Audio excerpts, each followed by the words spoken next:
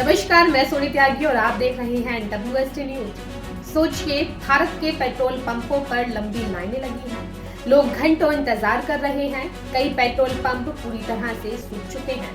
इसकी असल वजह है नेपाल बॉर्डर से लगे यूपी के 7 जिलों में पेट्रोल डीजल की ऐसी लूट मची है कि पूरा सिस्टम हिल गया है। आखिर ऐसा क्या हुआ कि भारत का पेट्रोल नेपाल के लिए सोना बन गया, और क्या हमारे ही टैक्स का फायदा अब दूसरे देश उठा रहे हैं?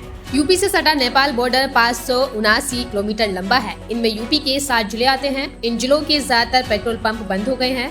जहां पेट्रोल मिल रहा है वहीं लंबी कतारें हैं। इसके पीछे की वजह वो लोग हैं जो नेपाल बॉर्डर को क्रॉस करके भारत आते हैं, यहां से ईंधन का स्टॉक लेकर अपने देश लौट जाते हैं। अब सवाल उठता है कि ऐसा क्यों हो रहा है।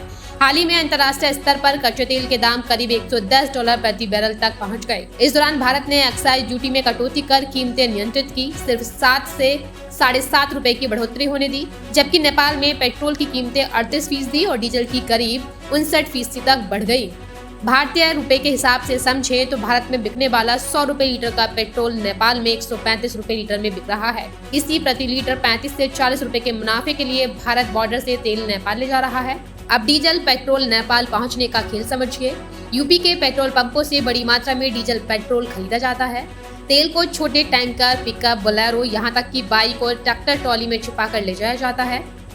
तस्कर हाईवे छोड़कर गांवों, खेतों, जंगलों, नदी के किनारे बॉर्डर तक पहुंचते हैं। नेपाल में पहले से मौजूद एजेंट तेल को रिसीव करते हैं और अपने स्टोरेज में भेजते हैं। ये तेल नेपाल के अलग अलग शहरों और कस्बों में महंगे दाम पर बेचा जाता है। नेपाल बॉर्डर से सटे 7 जिलों में पेट्रोल डीजल के ज्यादातर पंप बंद हो गए हैं। इनमें महाराजगंज, सिद्धार्थनगर, बलरामपुर, श्रावस्ती, बहराइच, लखीमपुर खीरी और पीलीभीत शामिल हैं, जहां कई दिनों से तेल पहुंचा ही नहीं है। महाराजगंज के 149 पंपों में से सिर्फ 20 पंप पर ही पेट्रोल मिल रहा है और यूपी के लोग अपने ही राज्य में तेल के लिए भटक रहे हैं। सबसे हैरानी की बात यह है कि नेपाल अपना 100% पेट्रोल डीजल भारत से ही खरीदता है। भारत की इंडियन ऑयल कॉर्पोरेशन यानी IOC खाड़ी देशों से कच्चा तेल मंगवाती है, उसे रिफाइन करती है और फिर पाइपलाइन और टैंकरों के जरिए नेपाल भेजती है। यानी नेपाल की गाड़ियों में दौड़ने वाला तेल असल में भारत से ही जाता है। लेकिन कहानी यही खत्म नहीं होती। लखनऊ के ओमैसी डिपो से नेपाल बॉर्डर तक जाने वाले टैंकरों का रूट भी प्रभावित है। गोंडा में पुल निर्माण की वजह से रास्ता बदल गया है। टैंकरों को लंबा चक्कर लगाना पड़ रहा है। यानी एक तरफ तेल की भारी मांग, दूसरी तरफ सप्लाई में देरी और बीच में पिस रही है आम जनता।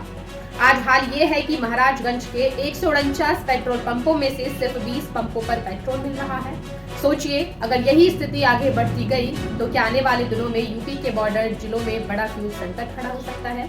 सिर्फ पेट्रोल डीजल ही नहीं, गैस सिलेंडरों की मांग भी तेजी से बढ़ गई है। जिन घरों में पाइपलाइन से गैस पहुंचती है वे लोग भी अब सिलेंडर बुक कर रहे हैं। हर दिन यूपी में करीब 7 लाख घरेलू सिलेंडर रिफिल हो रहे हैं। हालांकि सरकार कह रही है कि स्टॉक की कमी नहीं है। क्या बॉर्डर पर निगरानी और सख्त होनी चाहिए? क्या स्थानीय लोगों के लिए अलग व्यवस्था बननी चाहिए, या फिर ये सिर्फ सिस्टम की लापरवाही है? क्या आप सोचते हैं क्या नेपाल बॉर्डर पर तेल की सप्लाई को लेकर सरकार को सख्त कदम उठाने चाहिए? अपनी राय कमेंट में जरूर बताइए, क्योंकि ये सिर्फ पेट्रोल की कहानी नहीं, ये आम आदमी की परेशानी की कहानी भी है। फिलहाल के लिए इतना ही। देखते रहिए NWST न्यूज। नमस्कार।